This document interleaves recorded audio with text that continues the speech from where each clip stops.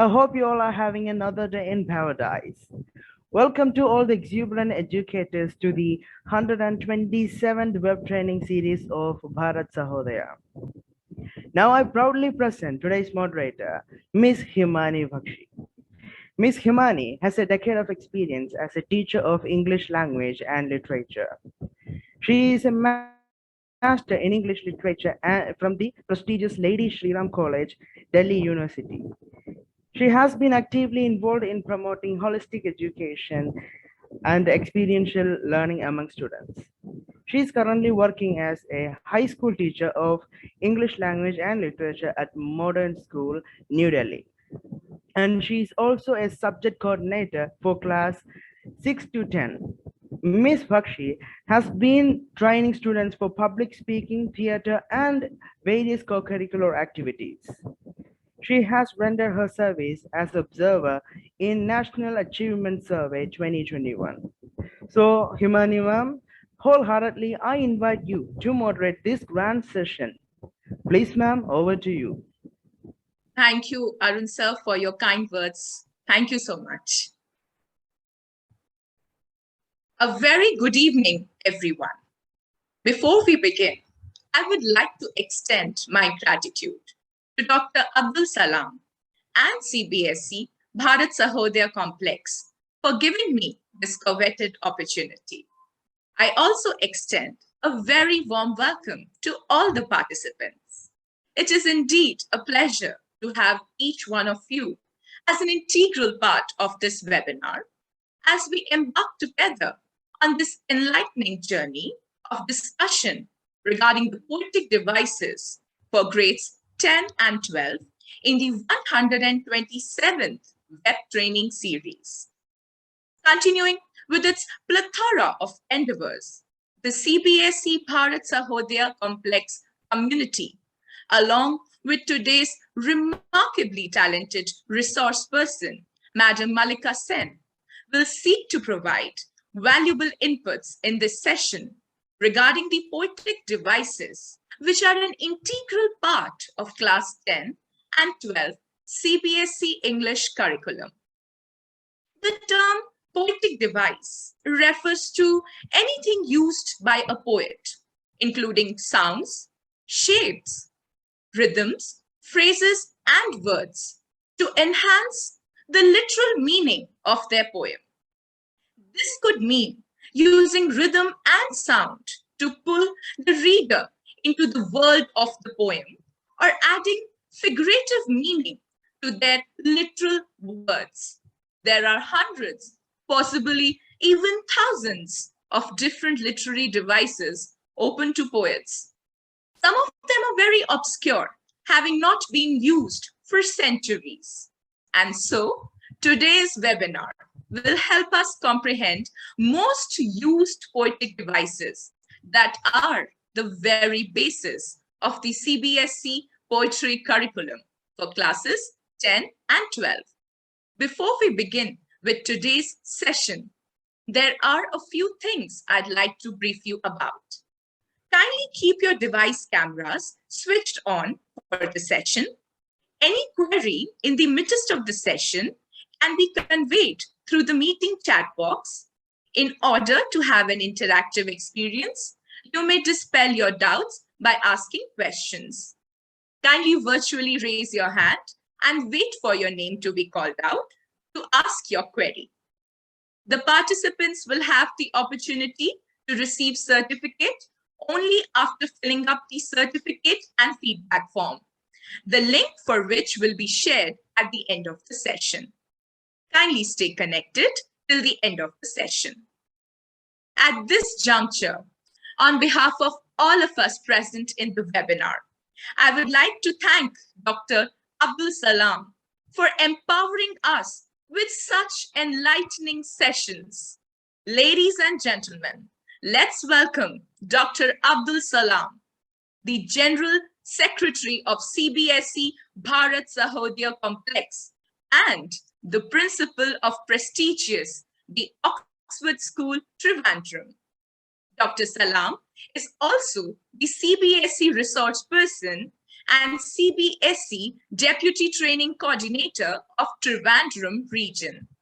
Sir is the founder of BTAG, that is Bharat Transformers Academic Group, a consortium of educators and the teaching fraternity across the globe, connecting them together to empower the nation. Sir, it is indeed a pleasure to have your gracious presence, and I would request you to take over and deliver the welcome address. Thank you. Good evening and hearty welcome to each and everyone. Thank you, Himani ma'am. And immense gratitude to Mallika Sen ma'am for having offered this session to both teachers and students. Unlike the other sessions, we have students as well for this session, as the exam is drawing closer. And I could see lots of discussions happening in WhatsApp groups with regard to the poetic devices and raising questions and confusions. And I thought, we can have a discussion over here. And it is indeed a great pleasure to have all of you on board CBSE Bharat Sahodaya's platform. And Mallika Sen has agreed to discuss with the poetic devices with you. You can clear all your doubts with regard to, we have received your questions. You can clear all your doubts at the end of the presentation. Madam would be trying her best to give you the best to simplify the poetic devices through her presentation. And wish you all the very best. And Mallika Sen ma'am, thank you for so much for your service to the entire teaching fraternity. Here we have two English educators. Mallika Sen ma'am is also an English PGT, and Himani ma'am also. And dear children, please listen to us. And at the end of the session, you can have your questions. Please reserve your questions. And when Mallika ma'am, I have blocked the chat room for avoiding any sort of distraction now. And if you feel it is important, you want to discuss and interact, you can tell me. I will open the chat box because many questions are coming. How much hours is this session? The beginning also, there are lots of questions like how many hours. So it's just 45 minutes to 1 hour. There is the presentation. At the end of the presentation, it is all yours to ask questions and clear your doubts. Thank you so much. Over to Himani. Thank you. Thank you so much, Salam sir, for your enlightening words. Ladies and gentlemen, amidst us, we also have the distinguished program collaborator, Mr. Biju S. Pillai. Mr. Biju S. Pillai is the treasurer of Bharat Sahodaya. He has a vast experience in the field of education in many capacities, including being the principal of many reputed CBSE schools. Sir, we are honored to have your gracious presence amidst us. I request Mr. Biju S. Pillai to felicitate the gathering with his kind words. Good evening to all. Most respected General Secretary of Bharat Sahodaya, Dr. Abdul Salam, respected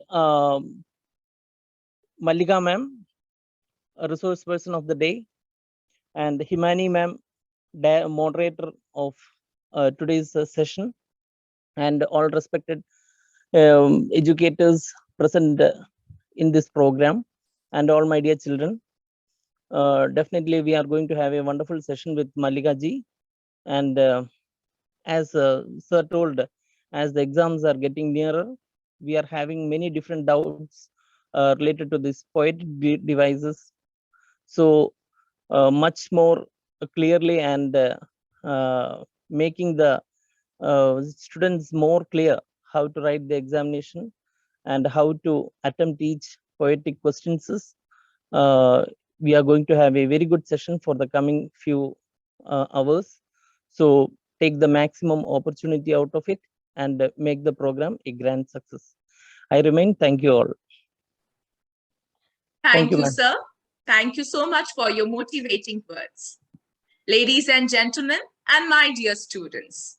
Now we shall proceed to the highlight of today's webinar. Today amidst us, we have very talented Ms. Malika Sen. Ma'am is a postgraduate in English and education. She has been trained in integrated skills in English from Trinity College, London. Ms. Sen is also trained and proficient in Rabindra Sangeet. Presently, she is working as the Senior Coordinator, HOD English Department and PGT English at Beechwood School, City Center, Durgapur, West Bengal. She has more than 13 years of experience as an English language facilitator, educator, and trainer in various CBSE schools across the country. Ms. Malika Sen is a personality development and communication trainer for students as well as teachers. She has conducted various workshops and trainings for educators for the best teaching learning environment. She has been conferred with the Guru Award for extraordinary contribution in education. Ma'am has presented plethora of papers on social awareness topics at university level. She has been actively organizing and conducting many cultural programs at university level. Ma'am, on behalf of everyone present, I welcome you and request you to take over the proceedings for the evening.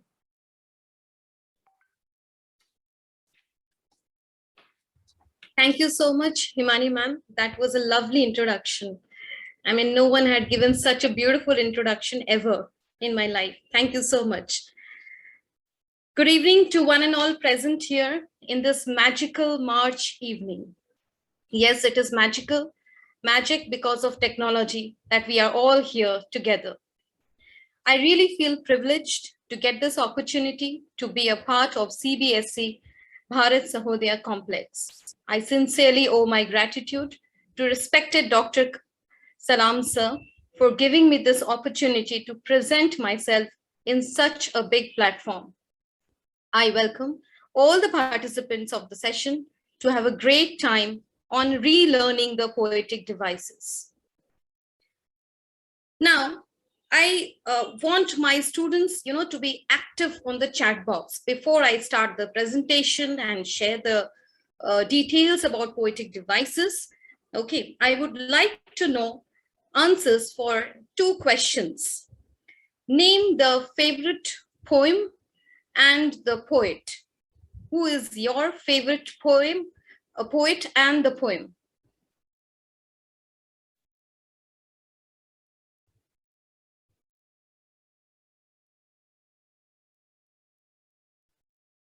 Okay, Fire and Ice, Daffodils, William Wordsworth, okay.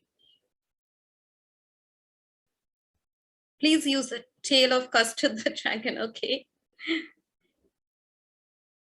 All right, Road Not Taken, yes, I love it. Okay, okay. Yeah, almost we are having similar likes, Okay, Amanda, all right. So you all remember the poems which are there in your syllabus right now. So you all are ready for the exams, I feel. All right. Thing of Beauty, all right, all right. Lots of Aunt Jennifer's Tiger, yeah. Yes, I'm getting a different answer. The Last Duchess by Robert Browning. Good, Ankita Datta. Okay, and my next question, whatever answers you have given, thank you so much, children and teachers. Now, my next question is, what makes a poetry interesting to you? Why do we love to read poetries? The names that you have written in the chat box, what is it that attracts you or appeals to you? Okay, the style of writing, very good. Can travel with the poet, I like that answer. It's meaning and style, all right. Moral, good, good. So many answers, oh my God. Ideas, imagery, yes. Imagine, definitely. Relativity, vocabulary, depth. Okay. Rashmi's writing takes us to the imaginary world, yes. Definitely. So all the answers, see, you all know that why we read poetries, right? Yeah. Yes. Yes. Thank you. Thank you. Thank you so much. Thank you so much. Okay. So whatever answers you've written, if we talk about Frost's The Road Not Taken, we talk about William Blake's The Tiger, or we talk about Wordsworth's The Daffodils, even Shakespeare's The Seven Ages. And how can we forget our dear Rabindranath Tagore's Gitanjali? We cannot forget him, right? Without whom the poetry world for Indians is incomplete, I feel, right? Fine. So thank you so much. Thank you so much for all the answers. Okay. So on this note, I would look forward to you having a pleasant stay with me, and let's have a nice learning experience once again. Right? Now let's begin the session, and I hope that I will be able to fulfill all your queries and today's objective of understanding the poetic devices once again. Okay, I request all of you to please be ready with a notepad and a pen also, because we will be doing some activities in between the session. Okay, so Himani ma'am, with your permission, can I start sharing the screen? Totally, ma'am. Too excited. Okay, thank you. Thank you, ma'am.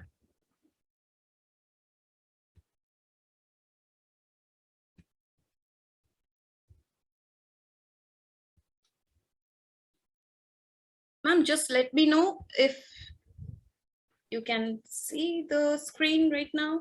Yes, ma'am. In the presentation mode. Yes, it's visible. Yes. So let's begin the session, and I'll move to the next page. Yes. Now, before we start, let's look to the definition that what is a poetry. Obviously, you've given the answers before I present this screen to you. You've already given me the answers that it is all about emotions, it's about thoughts, it's about words which we transform into, to a different level, where the readers also start walking along with the poet and moves to that imaginary world as if it is also happening with us. But the question is that why the readers, think as the poet is thinking? Because we relate to our life. Lots of experiences. Let us take one example like childhood, the poem Childhood in class 11. Okay, or the poetry, we can say the photograph, where the poet is looking into a photograph and carrying with the memory of her mother, who is not there anymore, but that brings happiness to her, right? And when we read that particular poem, we also feel like, yes, I also miss my near and dear ones who is not there anymore in my life. We love to cherish that, all those photographs. We bring the album again back to our bed and sit and think on those moments. So why does it happen? Because as we are discussing today, the poets use different devices. Devices means what? Tools.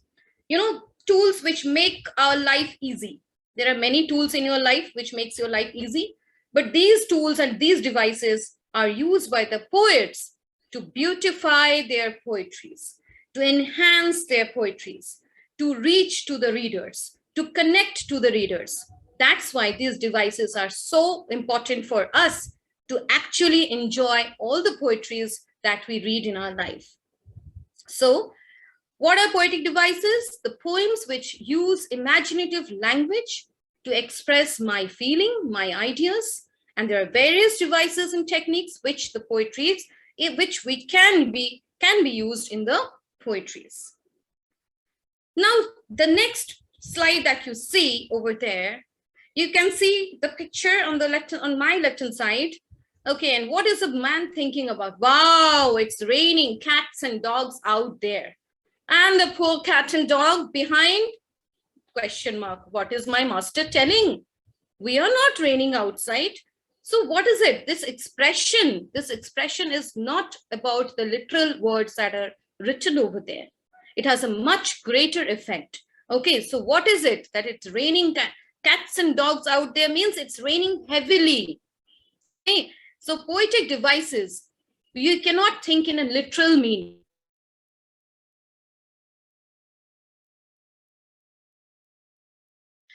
critical thinking, analyzing, all these skills you have to show when you are reading a poetry or you're writing your answers. That's very important. We'll come to the writing part at the end. Okay, so basically, what is a figure of speech? A figure of speech is a figurative language in the form of a single word, or it can be a phrase. As Himani ma'am very rightly introduced the topic to you, that it can be a repetition, it can be arrangement of words, it can be like some phrases with a specialized meaning into it. So there are many different types of figures of speech or poetic devices, right? So in plain words, simply we can say the one thing in terms of something else. Means poet is writing something, but we are expected to learn it in a different way, think in a different way. That is what we have to do when we are sitting with poetries or when we are writing the answers in your board exams, right?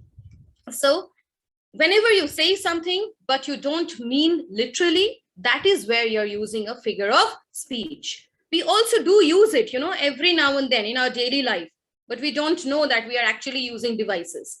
We definitely use it. So this example which I had shown you just now, that means that animals are not falling from the sky. It's raining heavily, right?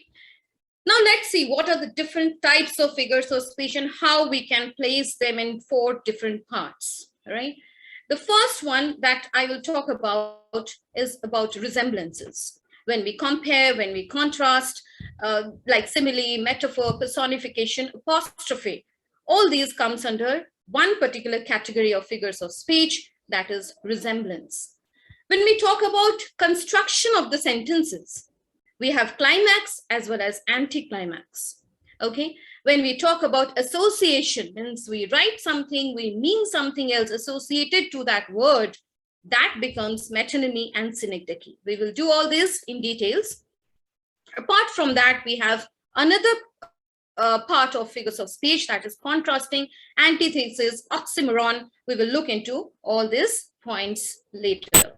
Now let's begin with the the easiest one and the most used poetic device, which I know all of you know here, whoever is sitting in the session, that is simile. Okay, now what is a simile? Simile is a comparison which is made between 2 objects of different kinds, okay, and which, however, have one point in common. So we can say similes are the devices which are used by the poet when they want to compare 2 things with the words like, as, or so. So it's very easy to identify, similes, all of you, I have seen write correct answers wherever, and all my children, they quickly identify simile. They love it.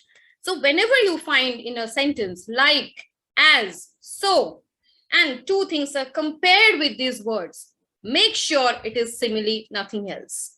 All right. So that's the first poetic device that we are doing. That is a simile. Now, if you take the examples, you can see there are 2 funny examples on the screen.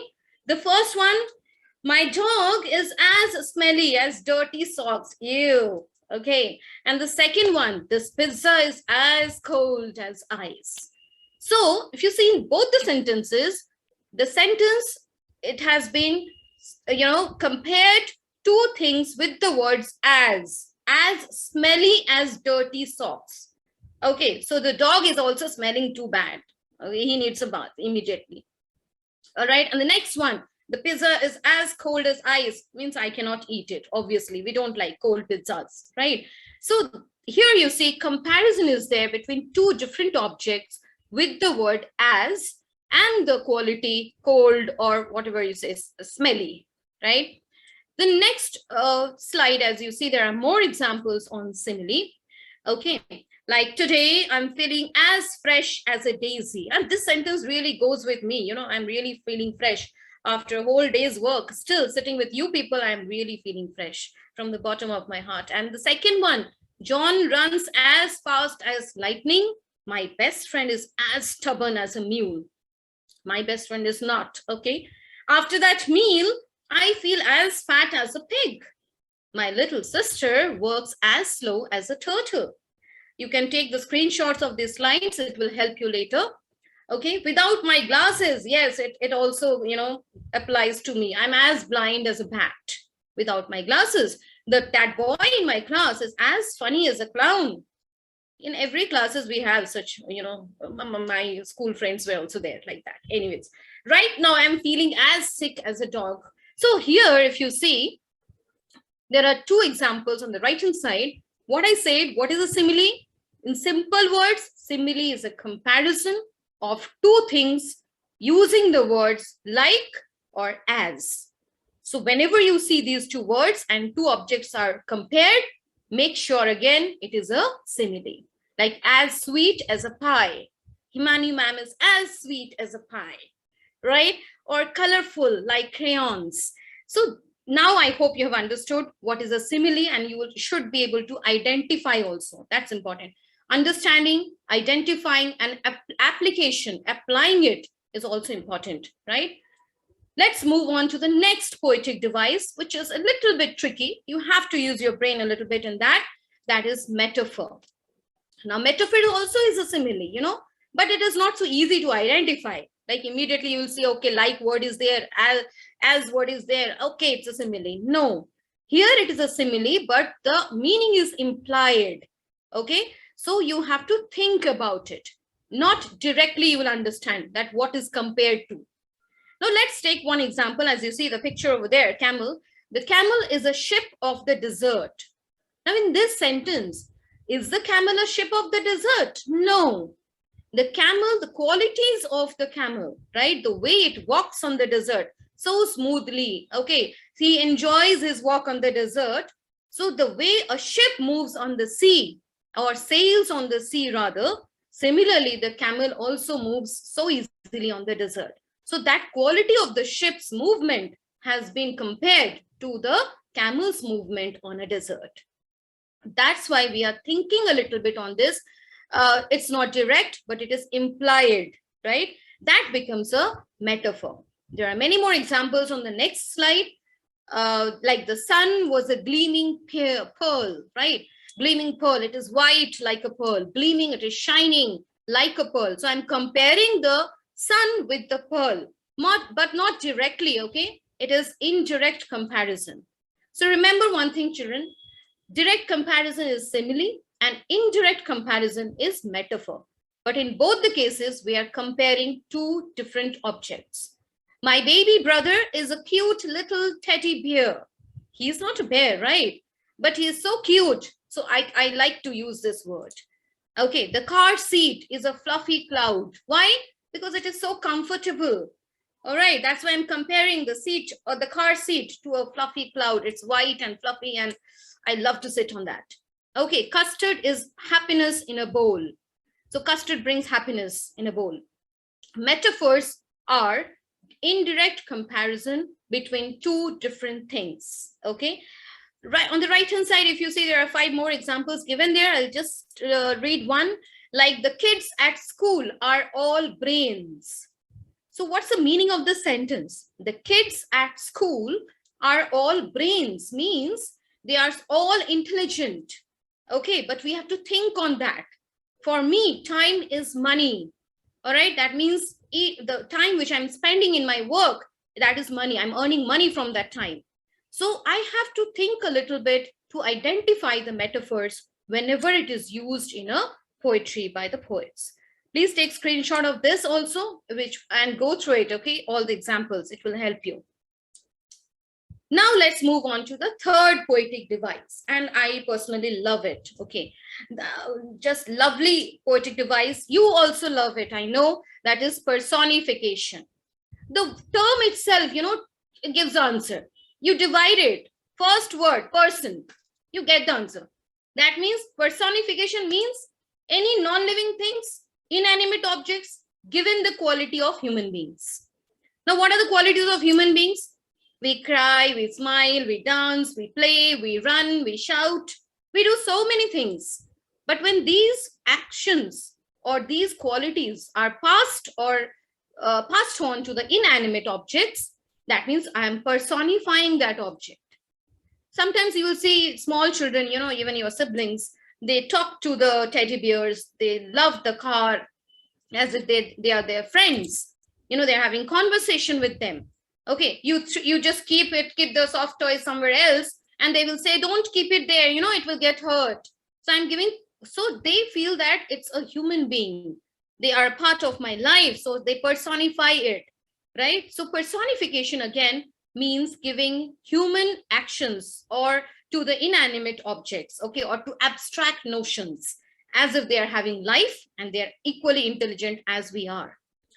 Poets also love it. Readers also love to have personifications in the poetries. So you can see one example: the lightning danced across the sky. The lightning danced across the sky means what? The word danced telling that the lightning is not dancing. What is the quality? It is thunder and it's raining heavily and I cannot see anything. Dark clouds are there. I can see only lightning. So everywhere it is taking the stage, as if the clouds and the sky is a stage and the lightning is there performing. Okay, so lightning is a performer here. Okay, next page we have many more examples on personification. Like when it is windy night, we can say, instead of telling in a very boring manner, it's very windy, we can say the wind howled at night, you know, we can say this. Traffic, when it is very slow, Mumbai traffic or Kolkata or wherever, traffic seemed to crawl, means it's not moving, okay, crawling like snail. The book was so popular, it flew off the shelves. Flew off the shelves means what? The books are not flying away, right? It was sold in days, in few days. It was so popular, right? Next, time flies when you're having fun. Yes, definitely. Like now, right now, I'm having fun. My time is just flying away. You know, flying away means I'm not looking into the clock at all. I'm enjoying the moment so much. The flowers were begging for water means what? Why they were begging for water? Because it is, maybe it's a drought-stricken area, or maybe you have not watered your plants for many days, you went for a holiday. Okay, so they were begging for water. Please come and give me some water. I want to live. All right. So the flowers were begging for water. Flowers as if they are human beings and they are asking water from you. I want to live. The last piece of pie was calling my sister, whatever. The last piece of pie was calling my sister. Maybe you have eaten everything and the last piece is remaining. So the last piece is telling, please don't eat me. Keep something for your sister. Okay. So human qualities, if you see in all the inanimate objects, wind, traffic, book, time, flowers, all these are non-living things or abstract notions. They are given human qualities. They are personified. Okay, and that's why they beautify the poetries and we love to see them. Like here, one more example, the trees scream in the raging wind. This picture is actually from the state of Odisha when there was a storm.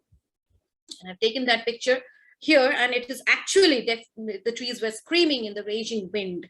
Okay, so basically what is the personification again? Let's revise. It gives a better description of the sound trees are making in the strong winds. So it beautifies, it takes us to that imaginative world.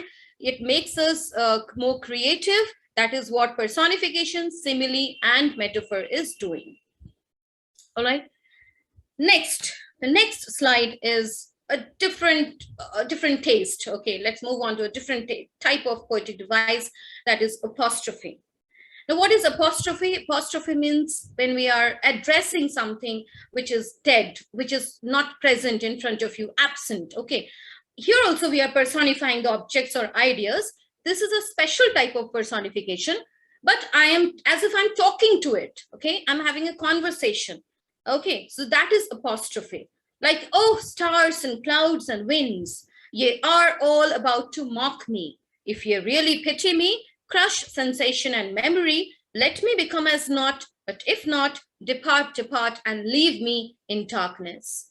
So this is lines taken from Frankenstein. Okay, so, oh, stars and clouds and winds, just see the first line. Apostrophes are easy to identify. Usually it starts with an exclamatory word. So it becomes easy to identify. Okay, so as if I'm talking to the stars and clouds and winds. So that was a serious note. On a serious note, there was an apostrophe, but this is a funny one in the next slide. Okay, a funny one. Oh, lovely orange, you golden treat, Oh, tell me, why aren't you easy to eat? Now, the first one was serious, but this one is funny, humorous. So I'm talking to that orange. Okay, why are you not easy to eat? Because we have to take out the seeds and all, right? So as if I'm talking to that orange, that you are a golden treat, but it's very difficult for me to eat you, right? So apostrophe again means having a conversation, special type of personification, but as if we are talking to that object. Okay, so that is apostrophe. The next one is hyperbole. Hyperbole, the pronunciation, please take care of it, because I find many times students as well as my dear colleagues and friends, the pronunciation is hyperbole. All right. So in hyperbole, it's we also use it, huh? You don't know. You might not be knowing it, but we're using it every now and then. When we gossip, we use, huh? We use it. Okay. And parents also use it. Oh my God. I have told you 1,000 times to, tidy your table. You're not doing it. 1,000 times my mama is not telling, right? But she keeps on telling this statement. Means what? Exaggerating the statements. Exaggerating. If I use a little bit of Hindi, badha chadha ke bolna. Okay, so that is hyperbole. Hyperbole is without a doubt the single greatest thing in the history of the universe. So it is not the single thing. There are many other greatest things, but I am using it. Overstatement, emphasizing it. Hyperbole means emphasizing using overstatements. I've told you a million times, very common statement by the teachers, to complete your homework. Million times. How many times I'll tell you the same thing, my dear? Okay, so this is again a funny one. I will literally die if you don't stop using hyperboles incorrectly. So not only hyperboles, my suggestion, all the poetic devices should be used correctly after this session, right? Okay, so there are many more hyperboles. We should enjoy hyperboles, right? We can get this in the poetries as well as literary work also. In proses also we get, in conversations, in dramas, okay, we get this particular device. So exaggerated, a way to exaggerate beyond the belief to make a point, right? I'm so hungry, I could eat a horse. Oh my God, I'm not so hungry now. That food was so hot, my ears were smoking. I'm 20 feet tall this month. I'm not 20 feet tall, but I have grown up a lot, right? You must have put on weight also in these 2 years, my dear children. I've seen, right, sitting in front of the system, hours and hours, tuitions and this and that. And when they are coming to the school, all had put on weight, right? All had become wrestlers. Anyways, he cried so long that he made a lake.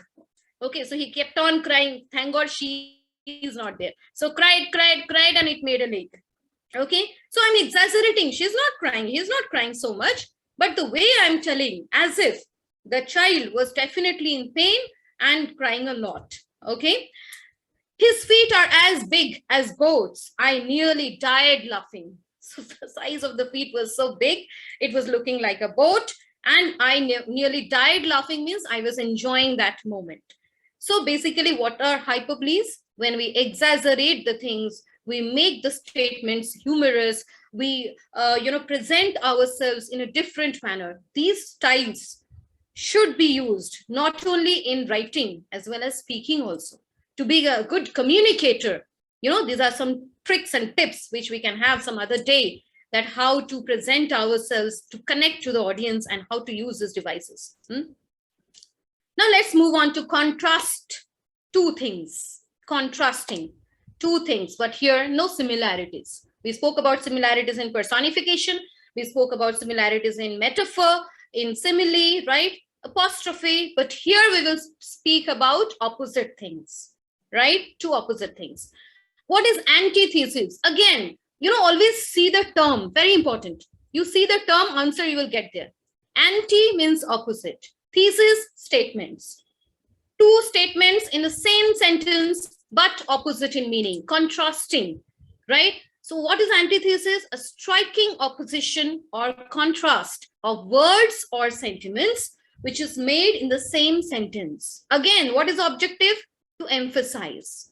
Like speech is silver, comma, but silence is golden. We love speakers, but silence also is at times required in many places. We cannot just keep on speaking. Okay, so we should know where to maintain the silence and where to speak. So silence is golden and speech is silver. Now in this sentence, you see two different, contrasting sentiments are used. But to emphasize it in a much better way, we are using antithesis in this sentence. And there are a few words written there: love and hate, good and evil, peace and war. These all go together because two different opposition or contrasting words or sentiments are used in antithesis.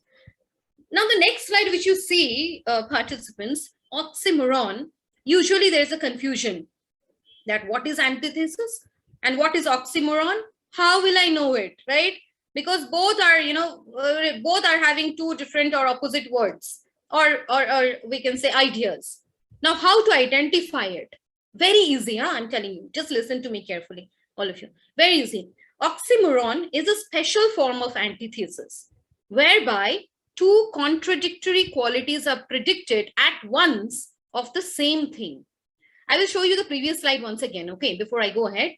Oxymoron means two opposite words, but they're not far away from each other. They are together, placed side by side. The exact word is juxtaposed. Okay, so they are juxtaposed means side by side. Like Himani ma'am and I, we are side by side on my screen right now. Okay, so but we are not opposite, right? We are similar, as what I heard just now, right? So we are similar, we are not opposite. But when we place two opposite ideas or two opposite words just next to each other, there is no punctuation, there are no other words in between, that becomes oxymoron. I am busy doing nothing. You see the effect of it also. I'm busy doing nothing means I'm not busy actually. I'm not doing anything, so I'm not busy. But the way I am telling it, again, please think on it. Literal meaning, please don't go into it. You have to think in a different manner when you're reading poetries. Okay, creative thinking, critical thinking, put these two bulbs on. Okay, so I'm busy doing nothing. Known secret. How come it's a secret, dear? If it is known and I've told everyone about it, it's not a known secret anymore. But I will not tell it, oh, I have told everyone about it. But what I will say in a different manner to make it more emphasizing, it's a known secret wall. Orderly confusion means confusion. Deafening silence. It's too silent everywhere. Okay. Confirmed rumor. So now oxymoron means when we place two opposite words juxtaposed to each other, that becomes oxymoron in a poem. And when we are writing two opposite theses or ideas to emphasize it in a different manner, that becomes antithesis. Usually in CBSE, we are getting both, but you will be finding oxymoron more in number than antithesis. So these two, I hope it is clear. We were getting some questions also on that. So next one, very, very much used, mostly used, that is transferred epithet. And children definitely, they face problem in understanding this. I get a lot of questions. What is transferred epithet? This whole term, they get scared seeing such a big term. What is this? My God, transferred epithet. What is that? Very easy, huh? Don't go into definitions and all. CBSE never asks any definitions. We always focus on applications. Okay, like if you understood, apply it. Don't just keep it within you. Transferred epithet means when we pass adjectives, from one word to the other. Again, non-living thing. Passing adjective. In this figure of speech, epithet means what? Descriptive words, a word or phrase that describes a person or thing. Simple words, adjectives. You know this parts of speech, right? So when we pass, an epithet is transferred, adjective is transferred from its proper word to another word which is closely associated with it in a sentence, that becomes transferred epithet. This is also a very lovely poetic device. It makes the poetry is really beautiful. Beautiful. So if I say dreamless sleep means what? I was awake whole night. I was not having any dreams. So the sleep is not dreamless. Who is dreamless? I am dreamless. But that adjective is passed on to the word sleep. So here dreamless is the adjective, but it is passed on to the word sleep, which is associated with it. But the sleep is not dreamless, right? I am dreamless. Again, another Example, like a plump, rosy-cheeked, wholesome, apple-faced young woman. We can say, I admit it was a fun day. The day was it. I admit it was a fun day. The day was not funny. Why was it a funny? Funny means in what sense? I enjoyed that day, right? So who enjoyed? Not the day. I have enjoyed. But instead of telling it, I enjoyed the day a lot. You just tell it in a different way. Oh, it was a fun day. The effect is different when we say in this manner. So the day was enjoyable to me. I'm passing the qualities or the adjectives to that another word. That is transferring the qualities. That's why transferred epithet. Okay. The next one, again here, next we are moving on to the next part of figures of speech where sounds will come. Now different sounds. Okay, get ready for sounds. Twinkle, twinkle, little star, how I wonder what you are. My God, twinkle, twinkle, so many times it is there, right? So sound. Now let's move on to the sound devices. The first one, very important in your syllabus also, as well as we can see in all the poetries that you have mentioned, it is there. That is the pronunciation again.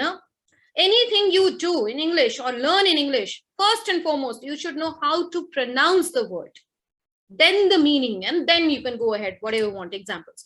The pronunciation is onomatopoeia. It is onomatopoeia. It is not onomatopoeia, okay? The one which I get. It is onomatopoeia. Now, what is this? Formation of a word from a sound associated with what is named. Now, sound words, you can write it in the chat box also. There are many sound words. Can you write it? Which sound words you love to, listen? You give me some examples of sound words. And the answer lies there. Which are the sound words? Like bells, what do they do? I'm giving example, Christmas time, Christmas carol. What the bells do, what the bees do. You give me answers on that in the chat box. Give me some sound words. Baker from Goa, there's a word, onomatopoeia.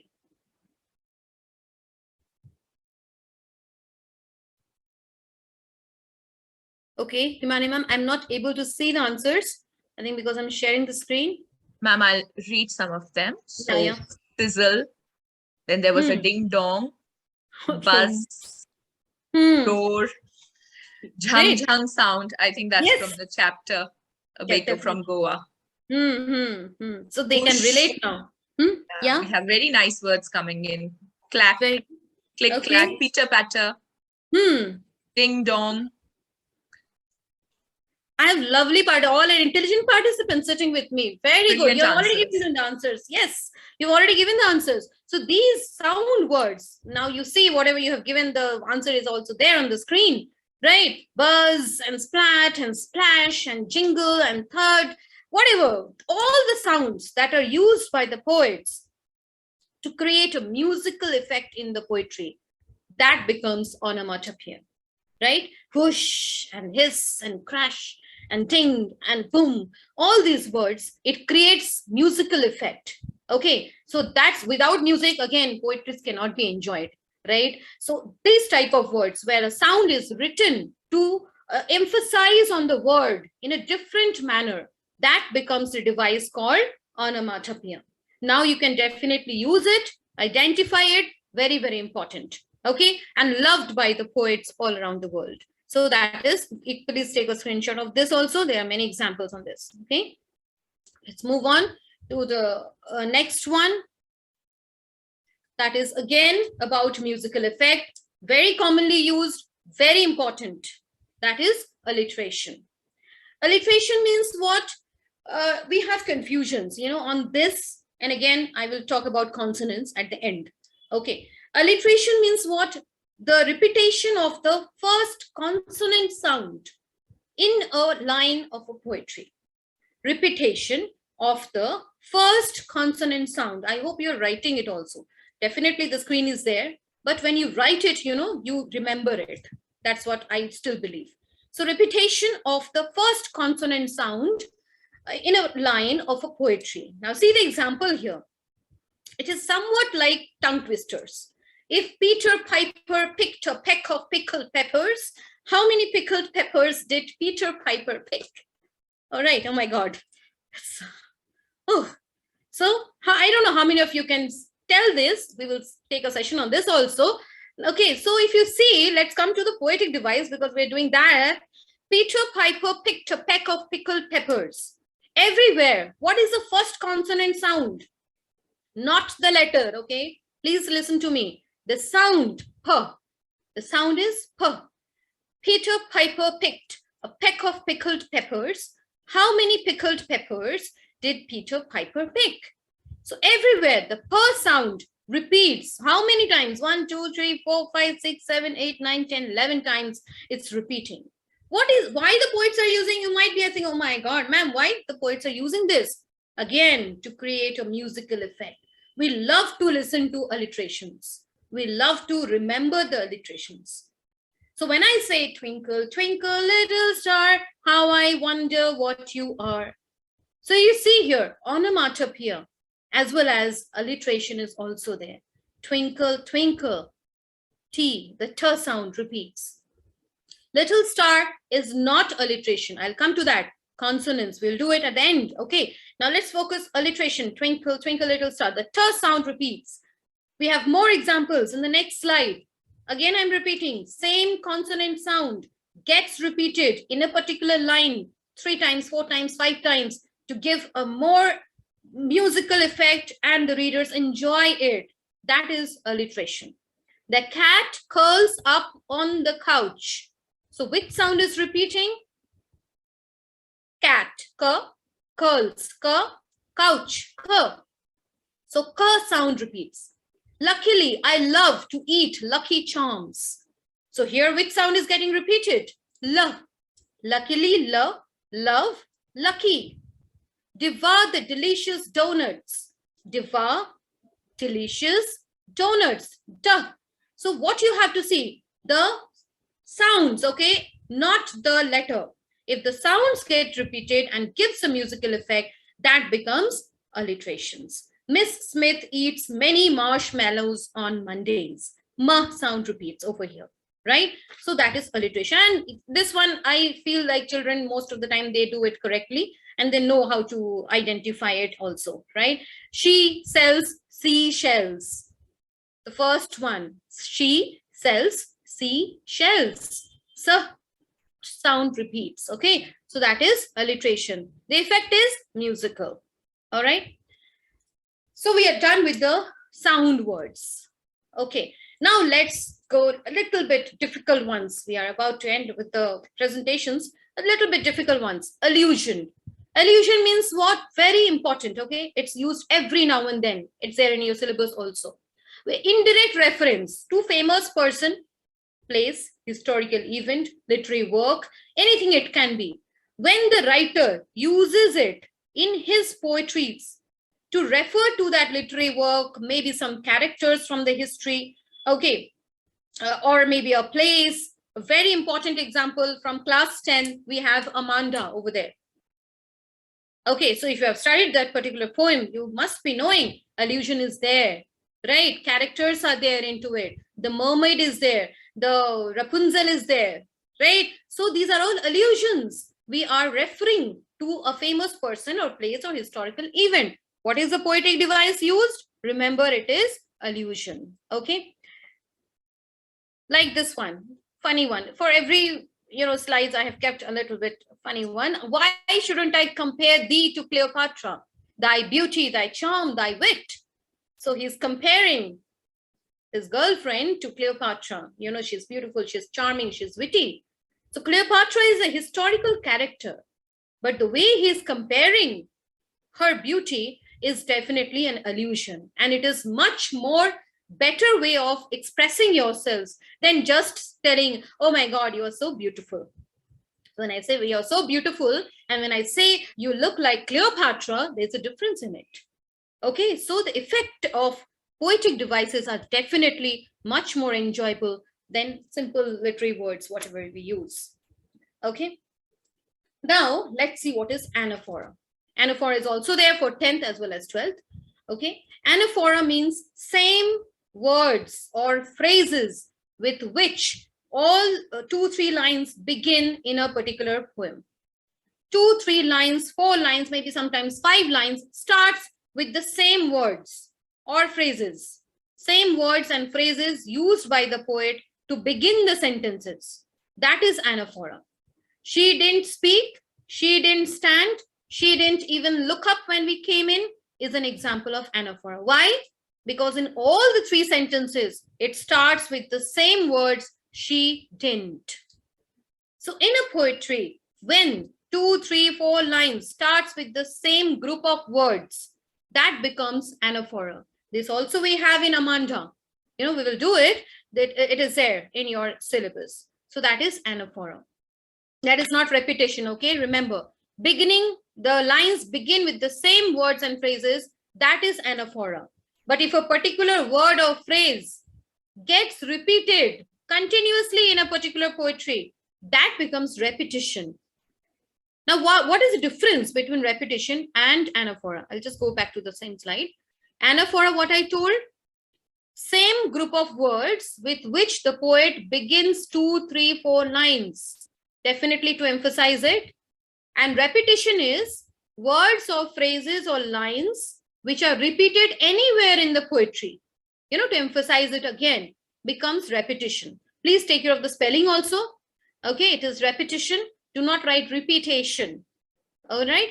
So when I was a child, I thought the new moon was a cradle. The full moon was Granny's round face.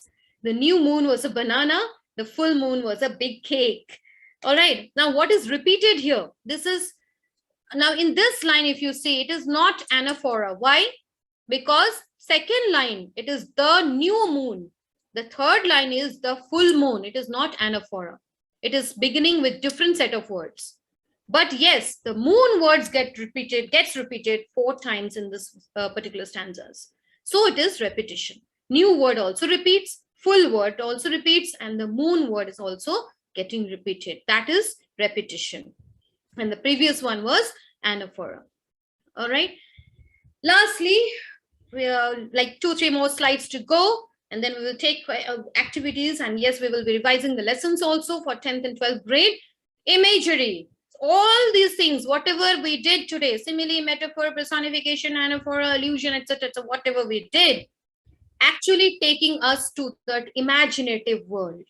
We are imagining ourselves. We are going with the poet into that journey. Road not taken, we also feel as if it is happening with us. The Tiger by William Blake, same thing, as if we are feeling, yes, it's a creation of God in this whole world. Solitary Reaper, I also feel like standing there, and yes, I'm as if I'm watching that Solitary Reaper. She's busy in her work and she's singing. All right. So what is imagery? When the poet takes you to that imaginative world. How will the poet will take you to that imaginative world? When they use words related to your senses. You all have your senses, strong senses we all have. Sight, hearing, touch, taste, smell. So when all these senses are trickled, description of the people or the objects which are stated in such a manner as if our senses are tickled and it comes in our mind, I feel like I can see the Solitary Reaper. I feel as if I can touch that, the green leaves or the flower. I feel as if I can hear the brook flowing inside that forest. So I can listen to it. I can hear, I can touch, I can taste. All these are senses. If you find in a poetry that all these senses are used, and yes, you are also feeling the same, that means it is imagery used by the poet in that particular poetry. All right. Now, this one, as I told you, do not confuse yourself. This one and the other one I will show you once again. Consonance and assonance. Don't confuse yourself with alliteration. Okay. Usually there's a confusion in this. Assonance means what? Repetition of the vowel sound in a sentence. Vowel sound, okay? Not the letter. Sound. Let's meet the cheery man with the sheep on the... Just a second. corner of the street. So let's meet E sound, cheery E sound on the corner of the street. Again, long E vowel sound. So any vowel sound repeats anywhere in the line. First part, second part, last, at the end, wherever. If vowel gets repeated, it is assonance. This is easy to understand. But what is consonance? Consonance means repetition of the consonant sounds, again, anywhere in the line, beginning, middle, or end. If the consonant sounds are repeated only in the first part of the word, that is alliteration. First part, it begins with the same consonants. But if the consonant sounds repeats anywhere in the poetry, anywhere in between the lines, then it is consonance. Okay, so lots of practice also is required. So these are the differences between these two poetic device. Enjambment. Enjambment, when there is no punctuation mark. All right, what is enjambment? Enjambment is used when a writer keeps on writing, without any break, abruptly, like I'm telling with continuously without any break. I don't know whether I'm doing enjambment or not, but I'm continuously telling. So without any break, but meaningfully, not that without any meaning, all right? Meaningfully and abruptly, he intentionally or she intentionally does that to bring the effect of the poetry in a different manner. That is enjambment.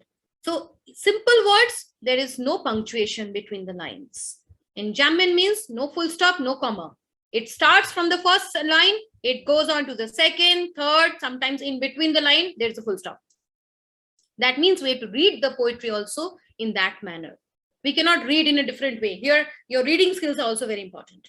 When enjambment comes in a poetry, you have to read the poetry in such a manner that the effect remains intact. Okay, we just cannot read in whatever way I want. I want to bring rhyme scheme into it. I cannot do that.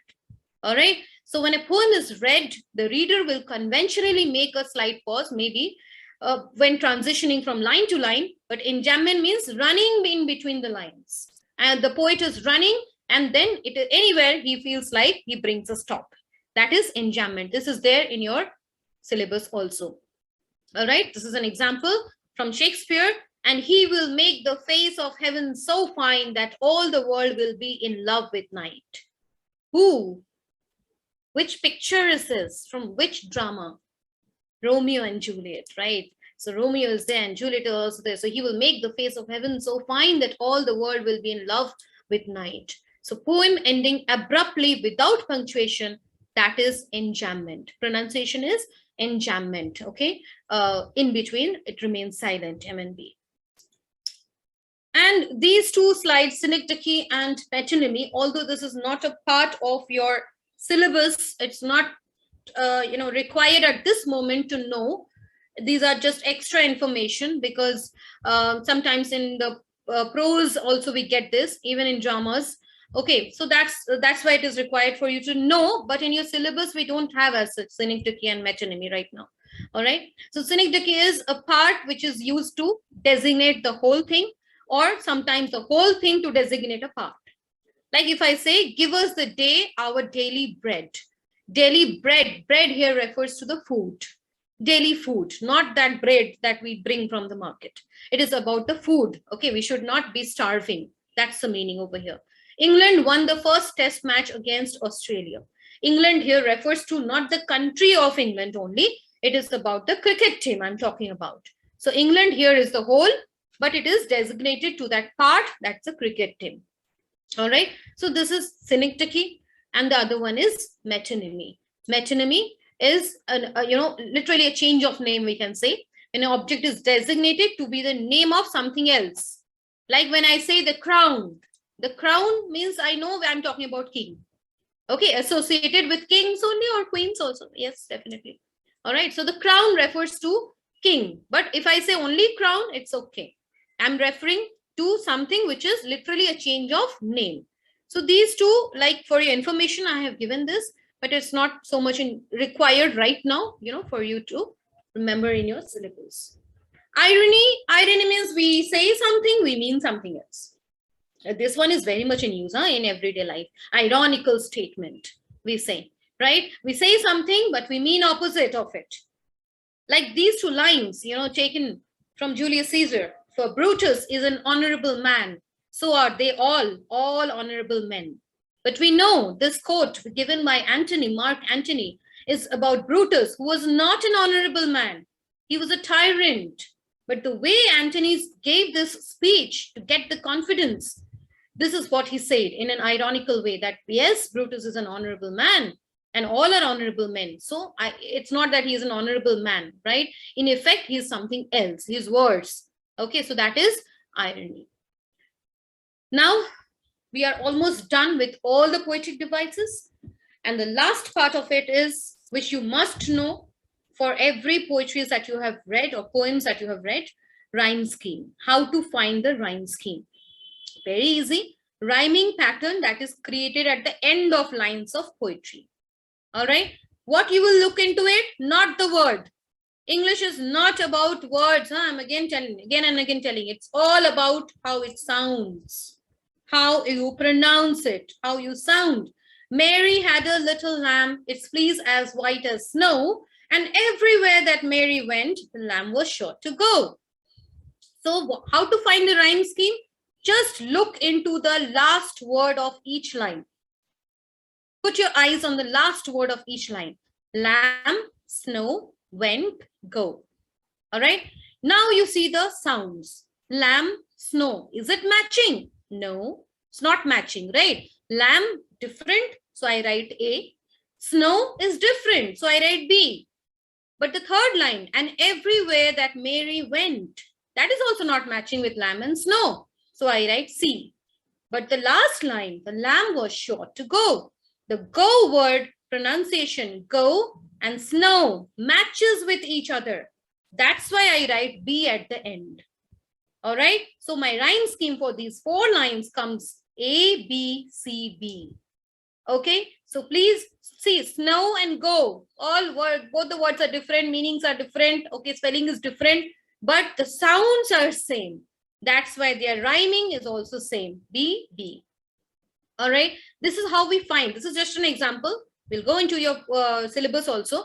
So, but suppose if there is no rhyme scheme, the poet doesn't want, it's his lookout, right? I don't want to give any rhyme scheme. There is no rhyme scheme. I have written whatever I want to write. So what to do if the question comes, what is the rhyme scheme of this poem? What will you write? You just don't keep it blank, dear. Write down. If there is no rhyme scheme, it is considered to be a free verse poem or blank verse also. Both the terms we can use, both are correct. Okay, free verse or blank verse. If there is no rhyme scheme, don't get nervous and start finding out. Okay, oh my God, ma'am, I'm not getting all A, B, C, D, E, F, G, H, H going on. So don't do that. Okay, no rhyme scheme, free verse or blank verse. Absolutely correct answer. And if there is a rhyme scheme, yes, definitely you have to find it, dear. You cannot write. Okay. Now, we will go with, see, we have in class 10 only 3 poems. You are lucky, only 3 poems, dear. Okay, Amanda, Animals, and Tale of the Custard the Dragon. 3. And class 12, you are the luckiest, only 2. Okay, that is, which one? The first one is A Thing of Beauty, and the second one is Aunt Jennifer's Tigers. So only 2 poems you have to read and be prepared with. Questions definitely will be coming. You should be ready for answering. Right. So before I move ahead with these 2 discussion on the syllabus, I just want all of you to answer in the chat box. Let the chat box flow with answers. I will have a quick test on whatever we did just now. Then we will go ahead with the syllabus. Okay. Your first question. Ma'am, Himani ma'am, just let me know what are the answers coming up. Okay, please do me the favor. Yeah. The first question, I want whatever we have done. If you want, I can revise it once again. Okay, what we have done, simile, then metaphor, personification, apostrophe, allusion, assonance, consonance, hyperbole, onomatopoeia. If I'm correct, I'm doing all this. What else? Anything else I have missed out? Irony, okay, metonymy, whatever we have done. Imagery, right? Anaphor, whatever we have done. I hope you have written it down somewhere, children. Okay, as a note. And now the answer in the chat box. I'm reading the question. Listen to me carefully. Number 1, books are the keys to your imagination. Answer in the chat box.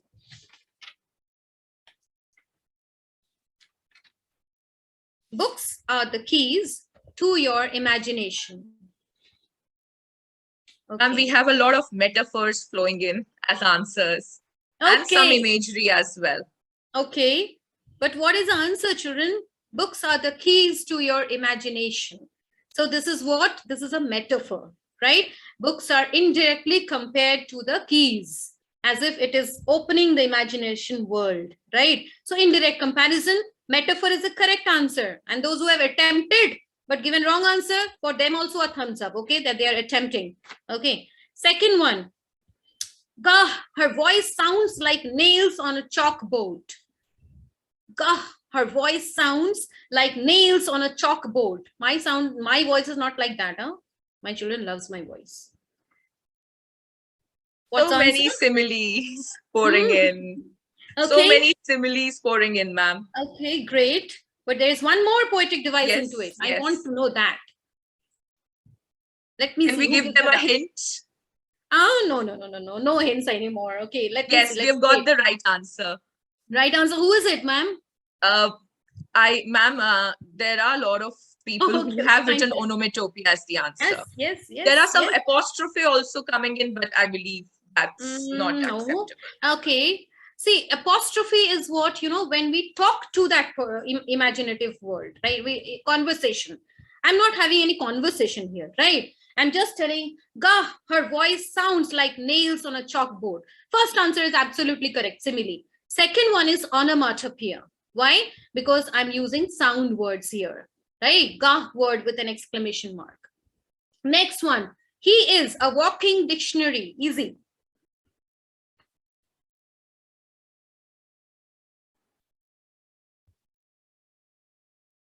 We are again getting metaphor, ma'am. Yes, absolutely. Correct. Superfluous with metaphor. Yeah. Metaphor. Yes, ma'am.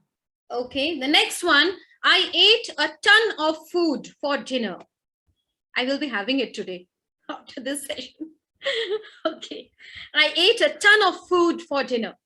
We have got the right answer, ma'am. Hyperbole. Yes, hyperbole. Absolutely correct. Very good. Okay.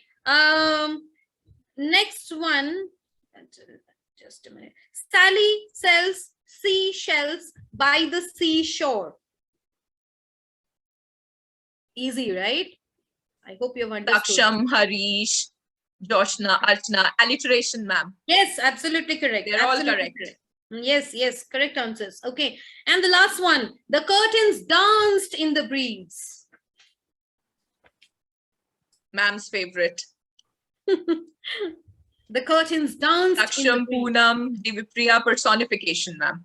Very good, very good. Okay. So like this, these are some sentences which I just selected. You can also solve, free time. English should be prepared in your free time, not when you're stressed, afternoon time, sit down and solve worksheets. Solving is very important. Huh? Now let's move on to the last part of the session that is very important for your board exams. Okay, 10th and 12th. So I have not taken the whole poem over here, but few lines I have just taken which are required for you to know. For class 10, the first poem is Amanda by Robin Klein. Okay, and how it starts. Don't bite your nails, Amanda. Don't hunch your shoulders, Amanda. I mean, these two lines, if you see, it starts with the same word, don't. As it starts with the same word, don't, that's why it is anaphora. And apart from that, Amanda word, if you see, I have colored it in sky blue. I hope the color is visible. Colored it in sky blue. Why? It is repetition. Because Amanda, if you see, it's getting repeated throughout the poem. So repetition is also there. And anaphora, why? Because it starts with the same word. Third line, which is in green, stop that slouching and sit up straight. Starts with the same consonant sound S. So that's why it is alliteration. Next stanza in bracket, where she is going into her imaginative world and thinks about many things, right? There is a language emerald sea. Languid emerald sea, emerald color. It reminds us of the color. Okay, so my senses are trickled over here. Okay, I'm thinking about the sea. I'm thinking about the color of the sea. So that is imagery here. Okay, I'm imagining the sea in my mind. So imagery, where the sole inhabitant is me, a mermaid drifting blissfully. A mermaid, which I have highlighted in purple color. Why is it allusion? Because a mermaid is a character from the imaginative world. Okay, maybe from the fairy tales or fantasy world. So mermaid, I am taking that character in my poem to make it more beautiful and emphasizing it, right? So that is why it is allusion, the one which we did just now. All right. So these are some lines which I've taken from that poem. Similar, you will get similar types of poetic devices. You solve it tonight. It will help you. All right. Moving to the next one, Animals by Walt Whitman. Here also I've taken 3 lines from the poem. I think I could turn and live with animals. They are so placid and self-contained. I stand and look at them long and long. And there's a full stop over there. So I think I stand, you see, these 2 lines starts with the same word I. So I am thinking, I'm standing, but as it starts with the same word, it becomes anaphora. Similarly, the red colored, like they are so placid and self-contained, means they're always satisfied. They are always satisfied, contented, calm. Okay, placid means calm. Why I have written their personification? Because I am giving human qualities to the animals. So what I just now told you, when I give human qualities to the any inanimate object, it can be an animal, it can be any non-living thing, abstract ideas, that becomes personification. So the poet is comparing the qualities of becoming calm, contented, and satisfied with the animals. So it's a personification. The words highlighted in yellow, I stand and look at them long and long. This is easy. You all must have understood immediately. Look, long, long starts with the same consonant sound, that is L, and it becomes an alliteration. Along with that, repetition too, because the long word is repeated here twice. So repetition is there as well as alliteration is also there. Now, this particular poem is not having any rhyme scheme. So we will write it's written in blank verse or free verse. Okay. And the third and the last poem for your syllabus, that is A Tale of Custard the Dragon, which is a ballad. And I hope you all know by now what is a ballad. It is a story like having characters, it's having a plot, okay, having climax, and then musical effect is also there. That is a ballad. So this whole poem is a ballad. And the lines are, Belinda was as brave as a barrel full of bears. Very important line and very easy to identify. Belinda, brave, barrel, bears. Starts with the same consonant sound, B. That's why it is alliteration. Along with that, she is compared with the word as. So what I said, when I compare 2 objects using as or like, that becomes simile. So alliteration as well as simile, both are there in the first line. Second, the sky blue one. An ink and blink chased lions down the stairs. So here, ink and blink, these are what? You must be knowing by now, right? What is it? Ink, who is blink? You must know, okay? You have to write answers on these particular questions. All right, so the mouse and the dog, okay, the mustard, the cat, they ink and blink chase. They are chasing the lions down the stairs. So I'm giving human qualities to the animals again. So it becomes personification. Mustard was as brave as a tiger in a rage. Again, I'm comparing mustard with the bravery of the tiger. So direct comparison becomes a simile. But Custard cried for a nice safe cage. Here you see custard, cried, cage. 3 times k sounds repeats. So it becomes alliteration. Okay. So these are the 3 poems from class 10th syllabus. And we have 2 poems from class 12. That is A Thing of Beauty by John Keats. And you know what is it actually? It's an allegory. It's an allegory, okay, Endymion and Cynthia and how it has been, it's a part of that particular poem. So here we have lots of poetic devices, like metaphor is there, where sweet dreams means happy dreams. Bower quiet, bower means branches which are quiet and shady part in the garden, means indirect comparison again. Endless fountain of immortal drink. This refers to the deeds of great men and women that may have made them a source of inspiration for many people of all times. So here in all these three phrases, indirect comparison is there. So these are all metaphors. You can take a screenshots of all this.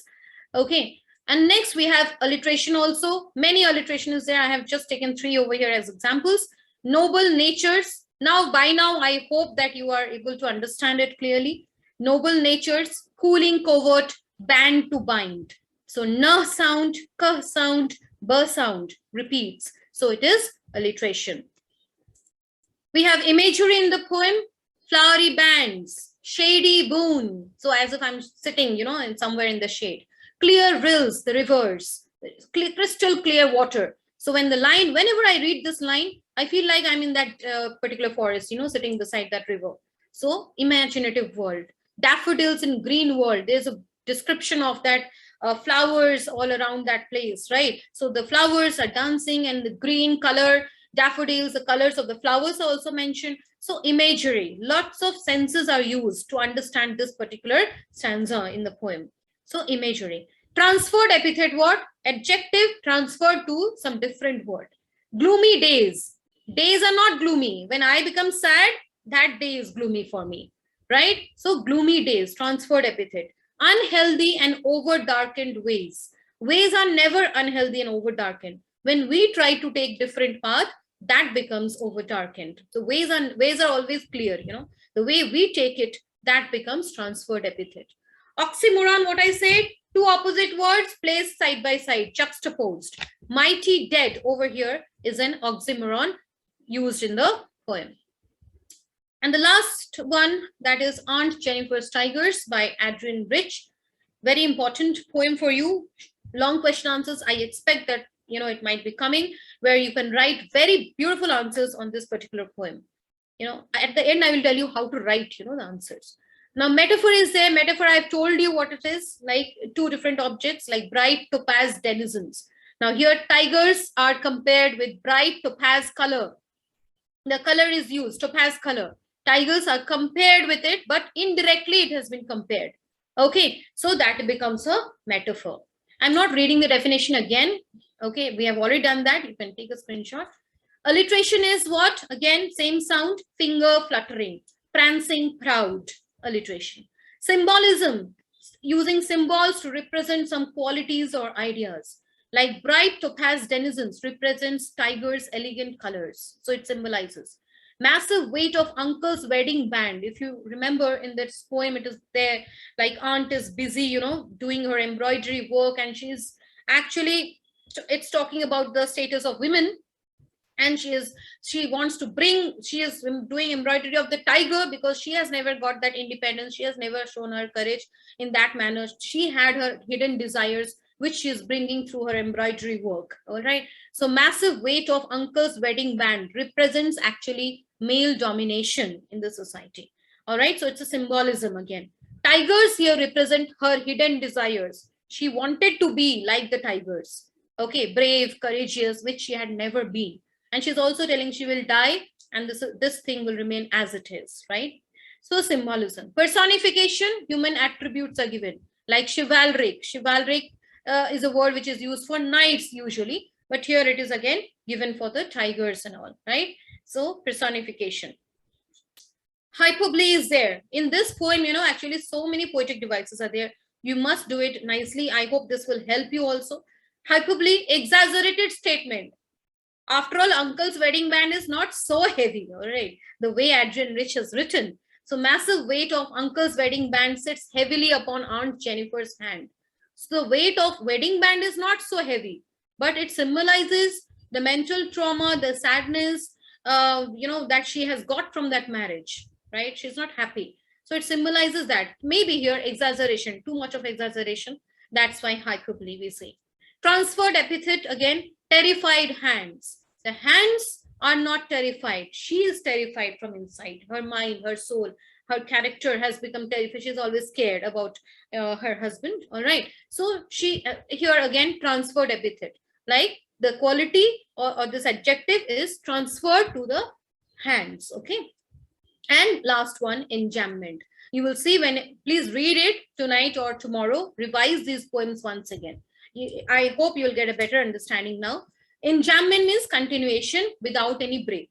The massive weight of uncle's wedding band sits heavily upon Aunt Jennifer's hand. There is no punctuation in between, no pause. So enjambment is used here, right?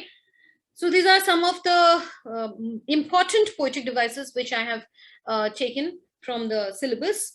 And I hope now you see the picture that you'll be really sitting like this and enjoying the poetries. Don't be scared of reading and take it in a very positive way. I hope you will love reading poetries now. And with this, I come to the end of my presentation and stop sharing the screen. Okay, so like now can we move ahead with the questionnaire session and then we can end? Yes, ma'am, definitely. First of all, on behalf of all of us present in this webinar, I would like to thank you a million. I've been using hyperbole here, but definitely not an exaggeration. Your words of wisdom have definitely added on to the intellectual pursuits of all our participants here. We have some queries, ma'am. I could see in chat box, Ms. Pratibha had written, if you could reflect on the difference between repetition and refrain. Okay, yes. Repetition, what I said is repetition of the particular word or a phrase or a line, you know, anywhere in the poem. That is repetition. Now, refrain is what? Refrain is a particular whole line which usually comes at the end of every stanza in a poem. Every stanza, first stanza also ends with that, second stanza also ends with that, third, fourth also it ends with the same line. That becomes a refrain. Why is it a refrain? Because that's the theme of the poem. That is where the poet wants you to think repeatedly. If you remember the ball poem, okay, which you must have done in term 1, there also refrain has been used so many times, right? So refrain is actually the repetition of particular line, usually at the end of each stanza, to emphasize on the theme of a poem. Thank you so much, ma'am. Participants, if you have any queries, you can raise your hands virtually or you can post your queries in the chat box and we will make sure that they are answered. Ma'am, we have another very relevant question. It says that if there is a given line in exam, like we had, Belinda was as brave as barrel full of bears. So if such a line is given, there are two literary devices, poetic devices used. So what are students supposed to write in their answers if there is a question like that? Both of them or one will do? No, you know, now this time we don't have MCQs, thank God, right? Multiple choice questions. Otherwise, I would not have been able to give the answer, right? So if this question comes, then both the poetic devices you're going to write, okay? You cannot leave one. That's why I have shown you in brackets, both I have written. Because Belinda, the prominent one was alliteration, and apart from that, simile. So you should write both. Don't leave anything, okay? Write extra, you will not lose marks. But if you don't write, you can be losing, right? So don't take this chance. Okay. Like they say, if you've got it, flaunt it. Yes. So yes.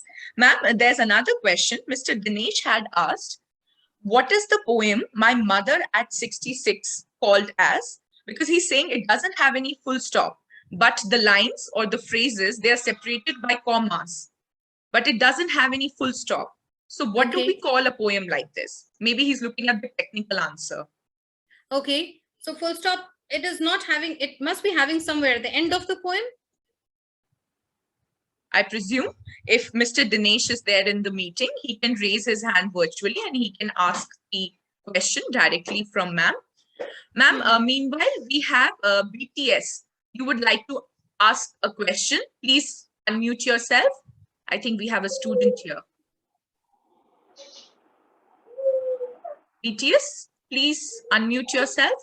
No, madam. Dinesh Biladi has come. Dinesh Biladi. Okay. Yes, sir. I'll just have it. Yes, unmuted. Yeah. Yeah, good evening, ma'am. This is Dinesh here, ma'am. Good evening, sir. Thank you for the wonderful session, ma'am. My question is actually the poem does not have full stop only, and it is the words are separated by commas only. At the end, the line continues. Okay. There is no full stop there. What do we call such poem? So this poem Is there is any actually, particular word? yeah, sorry. Is there any particular word for such poems? No? See, here we cannot say it as an enjambment totally, because we have punctuation in between. So we will say that it is written in free verse, because I think rhyme scheme is also not there, right? So it is written in free verse, but it is not enjambment. We do not have any technical term like that over here, because you said like commas are given. So if commas are given, then definitely enjambment is not there, right? It is stopping somewhere. Yeah. Thank you so much. Okay. Ma'am, we have Tushara. Could you please unmute yourself, Tushara? Good evening, ma'am. I just wanted to see that. I just want to see the first slide where all these poetic devices are divided into 4 types. Could you please show that slide so that I can write them down? Yeah, just a second.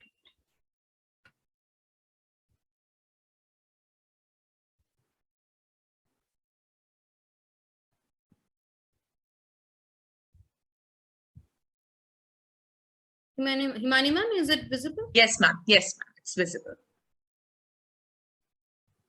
Ma'am, is this the one which you wanted?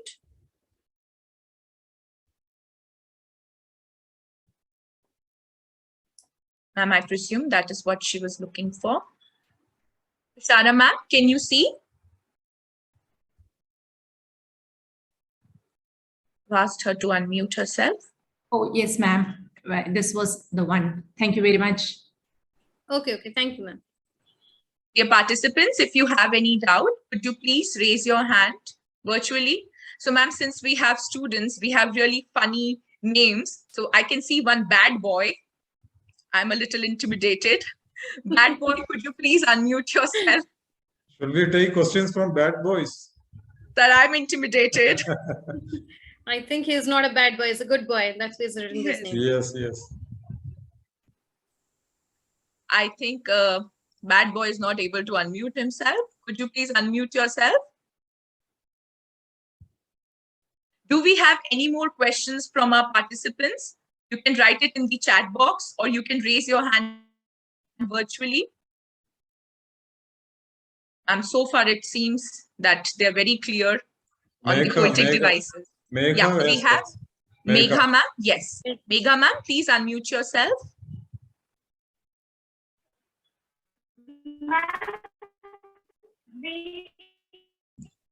Please introduce yourself, those who are asking questions. I want to know about irony again, ma'am, please. I could hear irony. Yeah, ma'am, irony. And they want to know about irony. Yeah. Yes. Irony means what? I say something, but I mean something else. Suppose, every day I enter my class. Suppose I went to a class and the class is very noisy, So I went inside and I said, oh my God, you are sitting so quietly. So it is an ironical statement. They are not sitting quietly. They're all talking too much, making noise. But I am stating the statement in a different manner. And immediately they are all quiet because they understood that what I meant. So ironical statement means, telling the statement in a twisted manner. I say something, but I mean something else. Okay, so like it is now, the temperatures are rising. It's very hot. When I come from my school to home, it's so hot. And if I go outside and I say, oh my God, it's chilly outside. So it's not chilly, right? It's very hot outside. So I'm giving an ironical statement. Okay. And it's very interesting also. Megha, did you get it? I presume she has. Yeah. Next, we have Mr. Harish. Could you please unmute yourself? Yeah. Yes. Good evening, ma'am. I just had one doubt. In the poem "The Tale of Custard," you had actually shared your screen and you had mentioned that in the line where Custard cried for a safe cage, alliteration was one of the figure of speeches. I just wanted to ask if personification can also be included, as cried is actually a human quality. Yes, definitely. Okay, ma'am. Thank you. That's it. Good observation. Thank you, ma'am. We next have Shilpa. Ms. Shilpa, could you please unmute yourself? Yeah. Yes, ma'am. I am a teacher. I just want to ask, when we are teaching a poetic device, how should we teach it to, how should we introduce it to children? How will you introduce the poetic devices?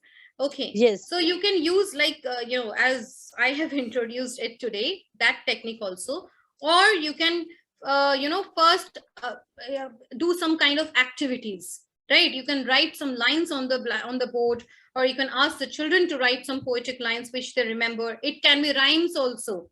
Okay, it can be a rhyme also. So take a simple example of that one. Twinkle, twinkle, little star, how I wonder what you are. Up above the world so high, like a diamond in the sky. I mean, these 4 lines, you can introduce it in the class in this manner and write it. And they will look like, oh my God, ma'am, what are you teaching us? But if you see these lines, twinkle, twinkle, repetition is there. Okay, twinkle, twinkle, little star, how I wonder, W sound repeats. So alliteration is also there. What you are, up above the world so high, like a diamond in the sky. Simile is also there. So if you introduce it in this manner, they will start taking interest and think like, oh my God, we have never thought that in this rhyme also we have poetic devices, right? So this can be an interesting way to introduce. You can bring some pictures. You can ask the children to, tell some kind of poetries which they love to read, and then move into the poetic devices. That these are the skills used by the poets to enhance the beauty of the poetries. And then definitely, I'm sure they will take interest into it. Thank you, ma'am. Yeah.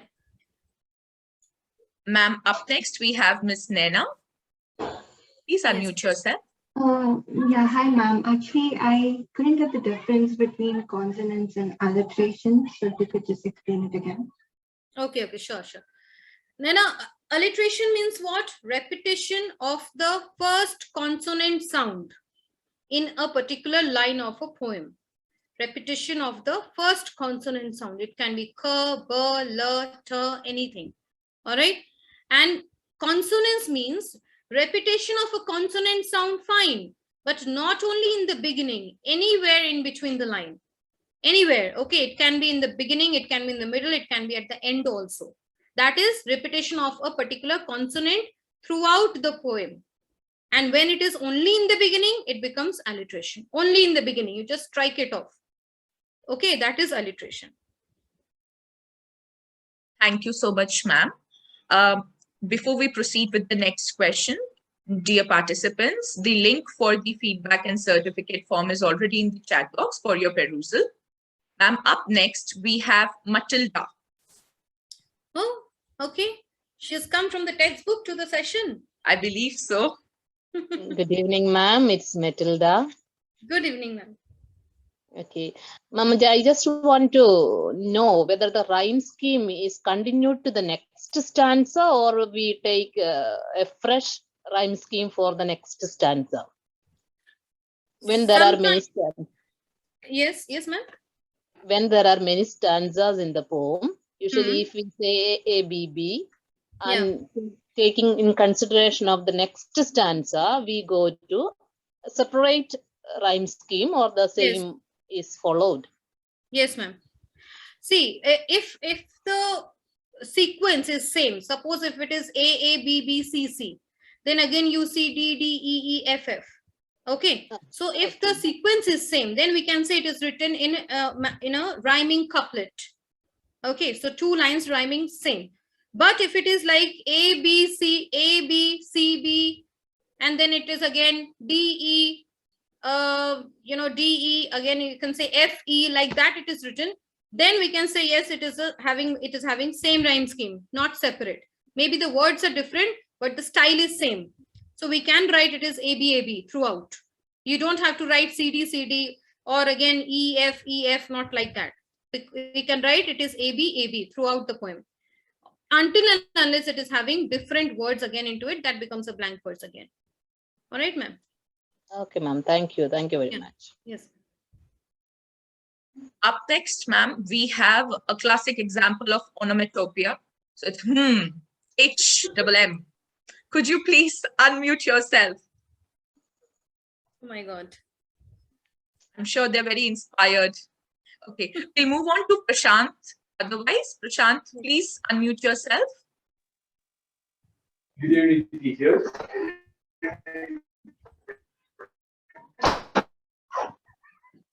Prashant, there is a lag. Could you please check? Or you can type your query in the chat box.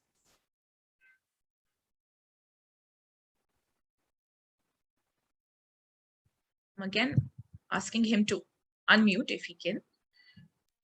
So, HMM. Could you please unmute yourself meanwhile? I think, ma'am, there is an issue. I think, ma'am, there is an issue. Okay. Dear participants, okay, so you may post your question in the chat box. If you're not able to unmute yourself, please post the question in the chat box. Meanwhile, dear participants, kindly avail this opportunity and clear your doubts regarding poetic devices. Please raise your hands virtually. Again, we have Prashant. I'll ask him to unmute again. I think he's facing some internet issue. He's been trying since a very long time. Please post your question in the chat box if you can. Do we have any other questions? Please raise your hands virtually.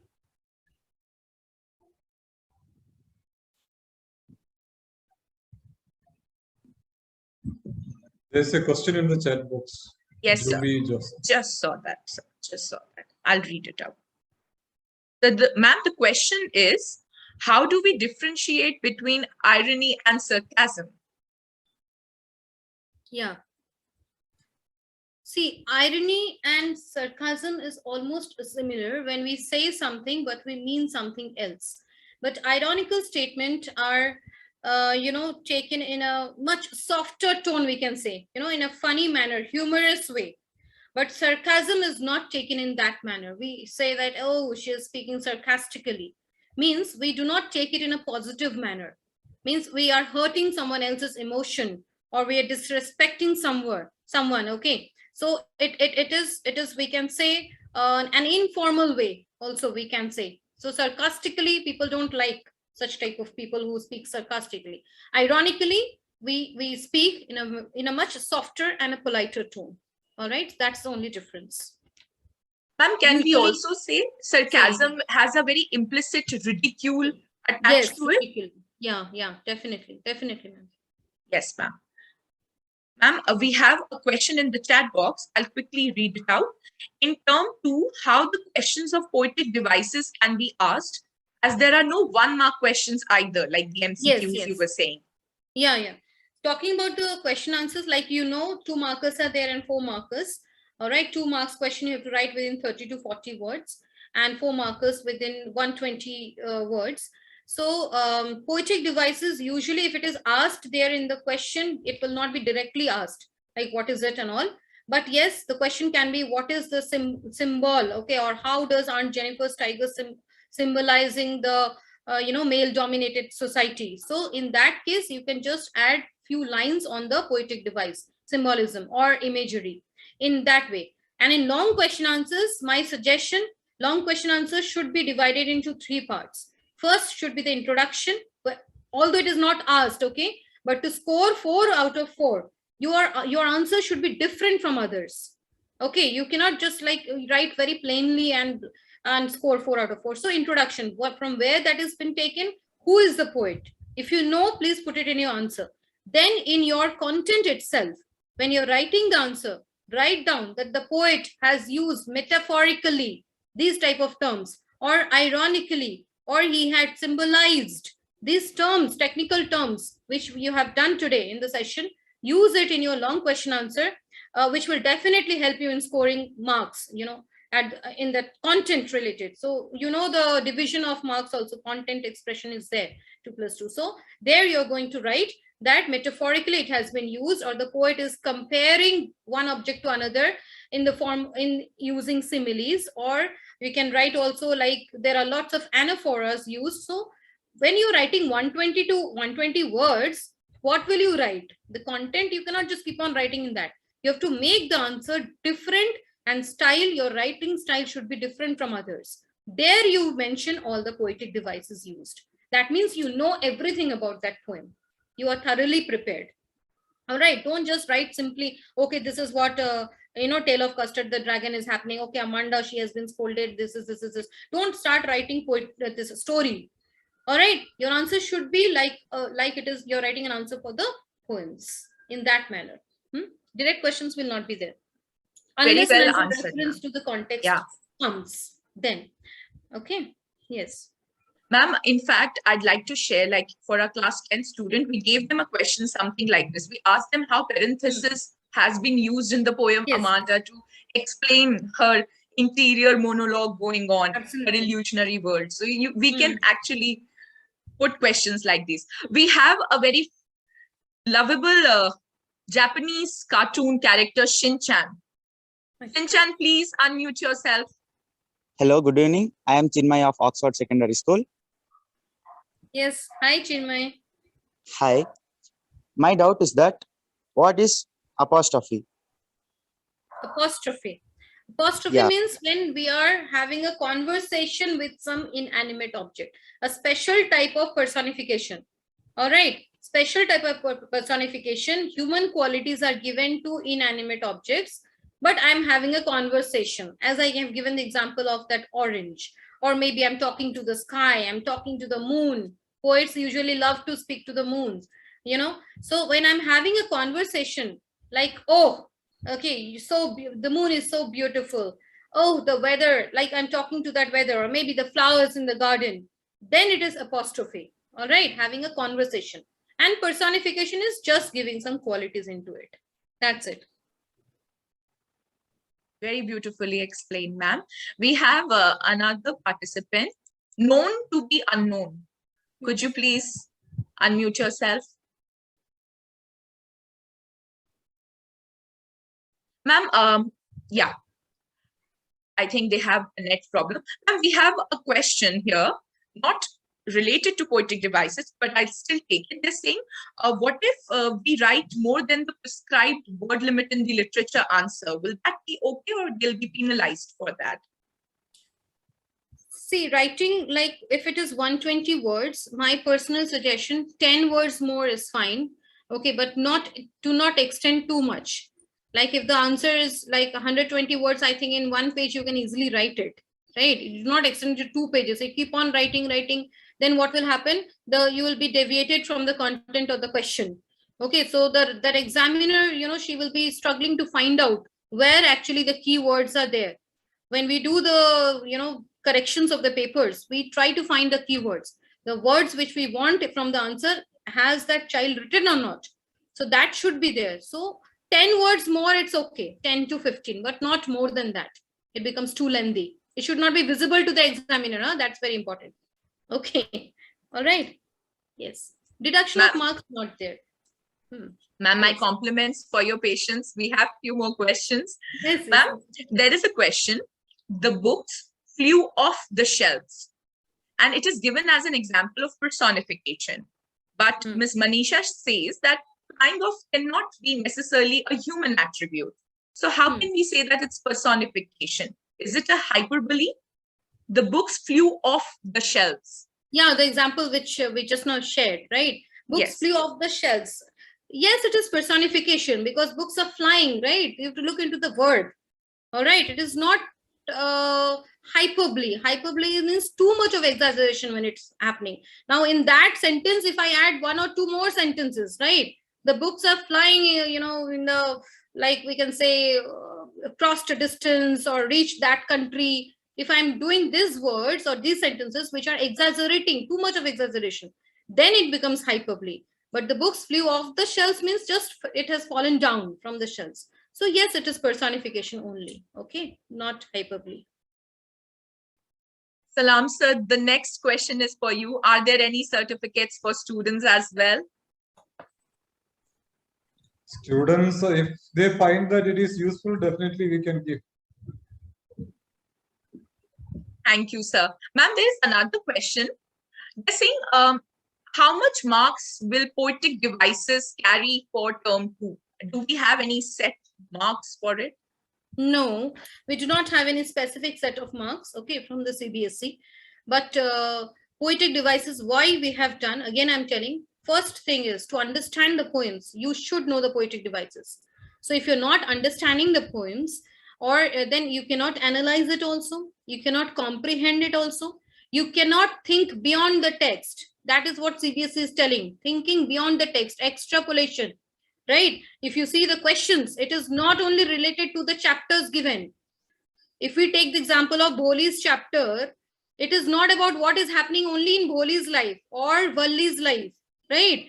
It is thinking beyond the text. If you are there into that situation, if you are facing challenges like Amanda in your life, how will you face it?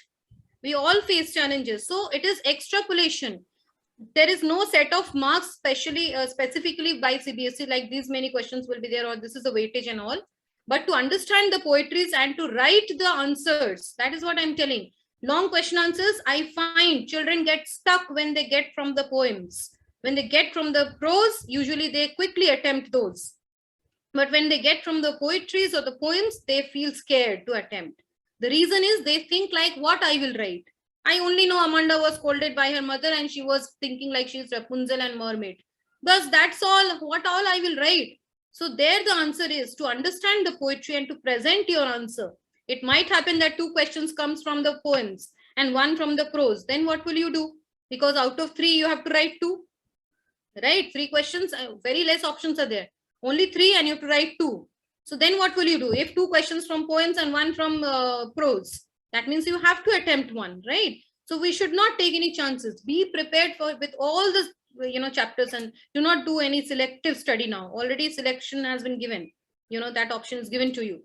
All right. So weightage is not there, but yes, definitely to understand the poetry, to think critically, to write your long answers, and to think beyond the text. Extrapolation, that is important to understand the poetic devices.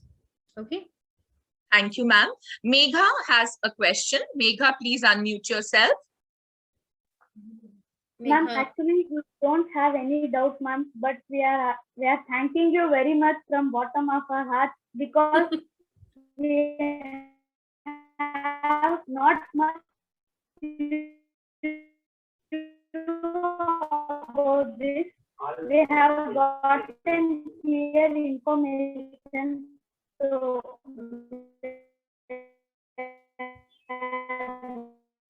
very thank you, everyone.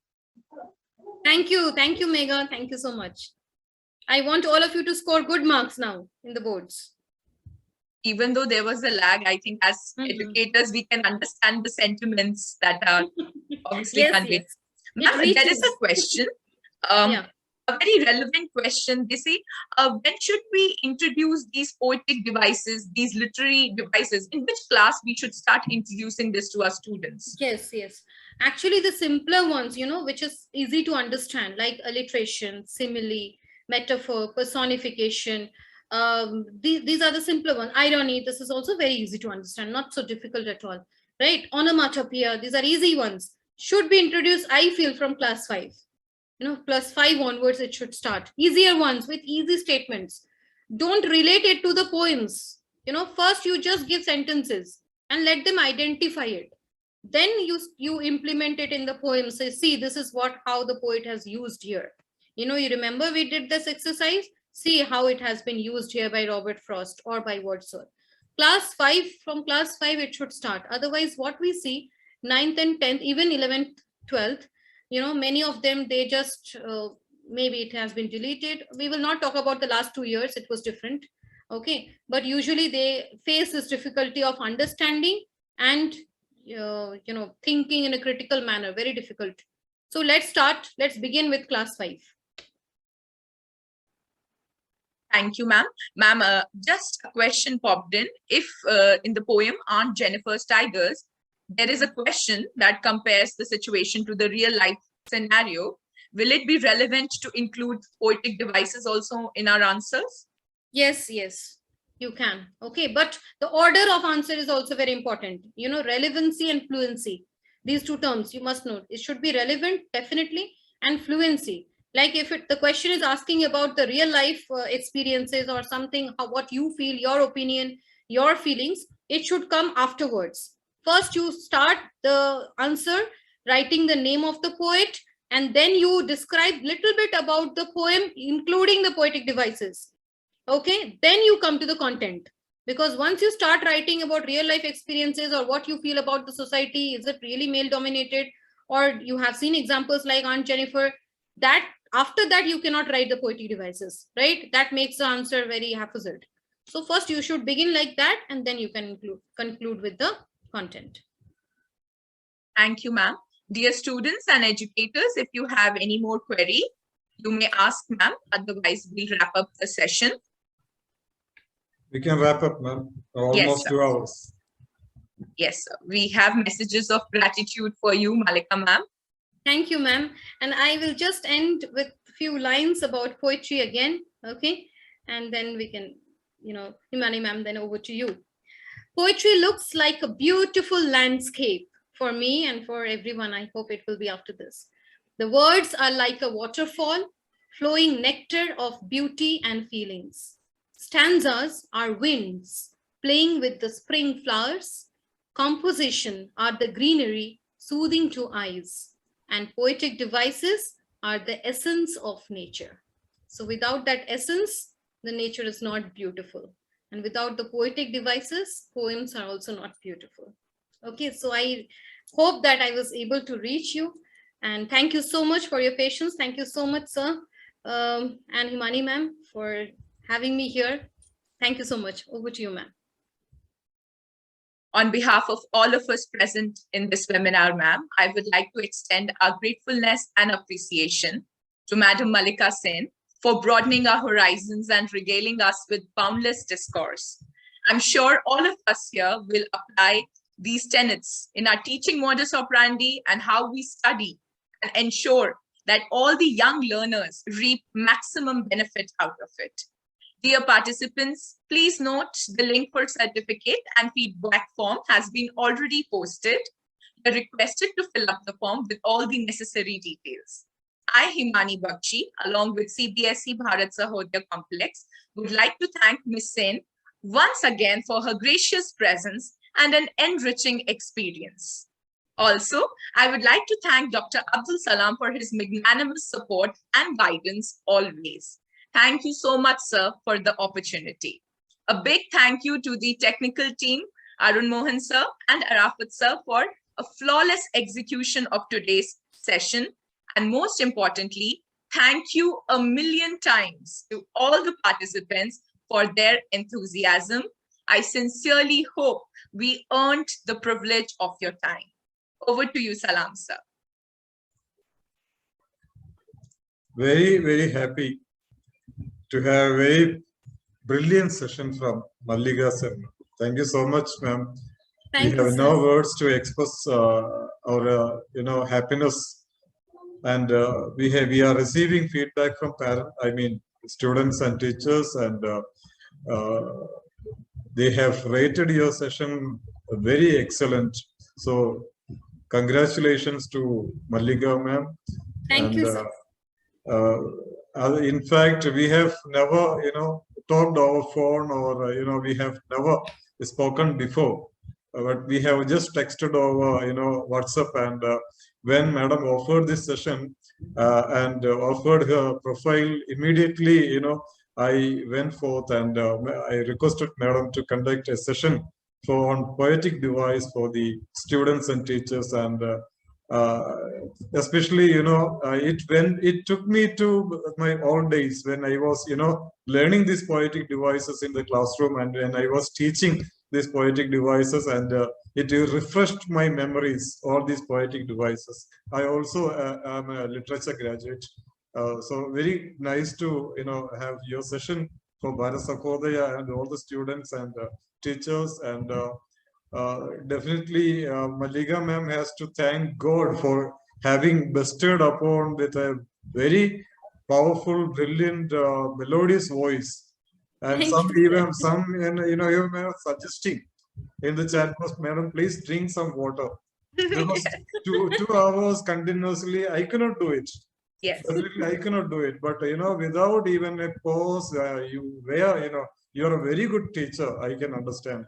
And, Thank you, sir. thank you so much for having given us this wonderful session to us. And also, I cannot express my gratitude in words to Himani Madam also. Her chemistry with Mallika Madam worked a lot, and she was contributing a lot for the enrichment of the session by asking